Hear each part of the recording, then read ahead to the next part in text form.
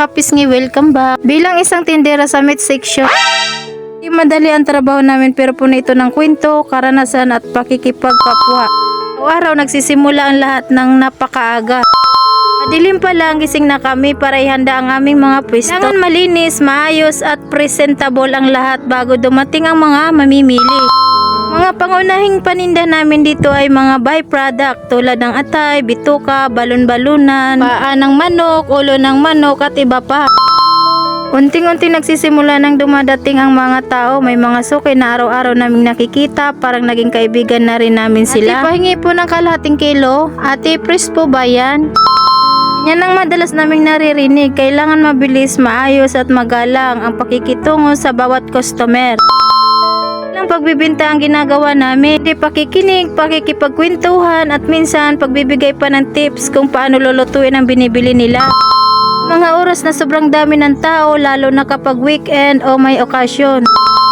Ito nasusubok ang bilis at tiyaga namin, pawis, pagod at minsan stress pa, pero tuloy lang. Kasi bawat pinta ay mahalaga at bawat customer ay dapat maasikaso ng maayos.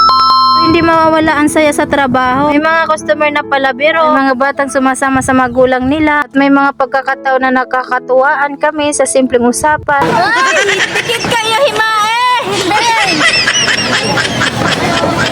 Ganitong paraan gumaan ang pakiramdam at kahit pagod. Pagsabit ng tanghali hanggang hapon, medyo humuhupa ang dami ng tao. Dito namin inaayos ulit ang pwesto, nililinis ang paligid at inaasikaso ang mga natitirang paninda.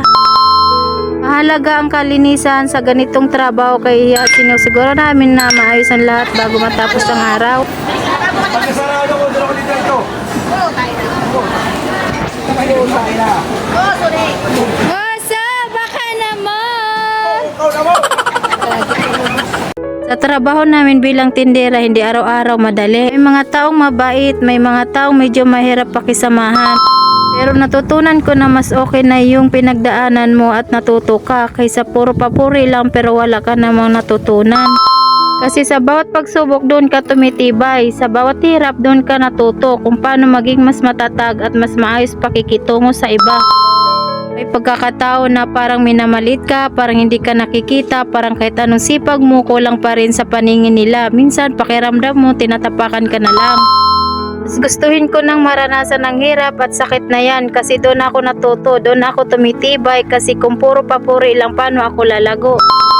Sa bawat salitang masakit, ginagawa ko iyong lakas. Ang halaga ng isang tao hindi nasusukat sa tingin ng iba kundi sa tibay ng loob na bumabangon araw-araw. Maraming salamat Panginoon sa lakas na ibinigay mo sa akin sa araw-araw, sa bawat umaga na nagigising ako at sa mga pagkakataon lumalaban muli. Sa bawat pagsubok na kahit mahirap alam kong may dahilan ka. Salamat Panginoon sa trabaho na nagbibigay sa akin ng kabuhayan. Mga taong nakakasalamuha ko, mabuti man o mahirap pakikisamahan. Maraming salamat Panginoon sa lahat ng biyaya, maliit man o malaki. Maraming salamat sa inyong panonood at pagsama sa akin sa simpleng araw na ito, na kahit paano ay may napulot kayo kahit inspiration man o simpleng saya. Kalimutan mag-like, mag-comment at mag-subscribe para sa mas marami pang kwento mula sa akin sa araw-araw na buhay. Hanggang sa sunod nating vlog. Ingat!